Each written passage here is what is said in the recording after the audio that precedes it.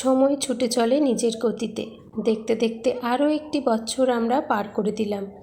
হাসি, কান্না, সুখ, দুঃখ, ভালো মন্দ, এই নিয়ে মানুষের জীবন। কি করেছে এই সমস্ত কিছুর মধ্যে আরও একটি বছর পার হয়ে গেল বুঝতেই পারলাম না। দেখতে দেখতে চোখের সামনের ছেলেরাও বড় হয়ে উঠছে। মনে হলো এই তো সেদিন কোল আলো করে আসলো। কিন্তু দেখুন, আজ আমার বড় ছেলে আমার মাথা ছাড়িয়ে গেছে। আজ 1 জানুয়ারি। 31 অনেক আনন্দ মজা করেছি। তাই 1 জানুয়ারিটা সকাল থেকেই শরীরটা একটু ম্যাজম্যাজ করছিল। কিন্তু আগের থেকে ভেবেছিলাম 1 জানুয়ারিটা একটু অন্যরকমভাবে কাটাবো। শরীর সাথ না দেওয়ার জন্য একটু সমস্যায় ছিল। কিন্তু সন্ধ্যার দিকে আর থাকতে পারছিলাম না। মনে হচ্ছিল কোথাও কাছে পিঠে একটু একটা মন্দির হয়ে আসে। কাছে পিঠের মন্দির বলতে আমার গণপতি বাপ্পা। সুখ দুঃখে সবসময় বাপ্পার কাছে আসতে পারি আর না পারি, দূর থেকেই বাপ্পাকে স্মরণ করি। তো 2 ছেলেকে এবং আপনাদের দাদাভাইকে সঙ্গে নিয়ে সন্ধ্যাবেলা ঘরে সন্ধ্যা দেওয়ার পরে আজ বেরিয়ে পড়েছিলাম বাপ্পার দর্শনে। একটু লাইন ছিল, লাইনে পুজো দিয়ে প্রসাদ নিয়ে চলে এসেছি। চলুন এখন ধূপ আর মোমবাতি জ্বালিয়ে দিই বাপ্পার কাছে।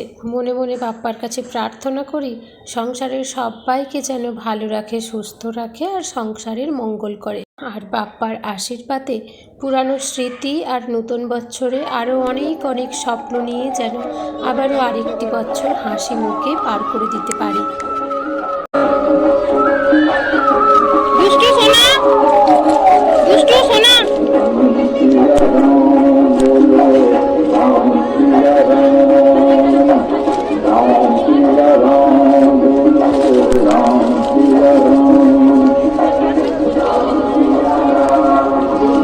প্রণাম করে নেব।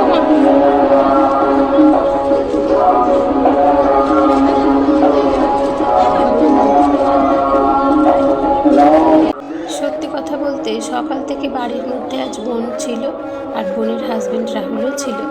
সারাদিনটা বেশ ভালোই কাটলো, কিন্তু কোথাও না কোথাও মনটা তো একটু খোঁজ করছিল যে আজ একটু ঠাকুরের কাছে যেতে পারলাম না। কিন্তু সত্যি বলছি, এই সন্ধ্যাবেলা গণপতি বাপ্পার মন্দিরে সপরিবারে এসে মনে সত্যিই একটা অসম্ভব রকমের মানসিক শান্তি বিরাজ করছে। সত্যি কথা বলতে আজকাল ভীষণ দুশ্চিন্তার মধ্যে থাকি। আপনারা অনেকেই জানেন বড় ছেলের এই বছর মাধ্যমিক হবে, এখন চলছে প্রি টেস্ট। চলুন আজ বাড়ি ফিরি, ওর যেহেতু পরীক্ষা চলছে। আজকের ছোট্ট ব্লগটি এখানেই শেষ করছি।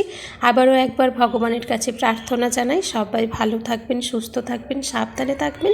আপনাদের দিনগুলি পরিবার প্রিয়জনের সঙ্গে খুব ভালো কাটুক।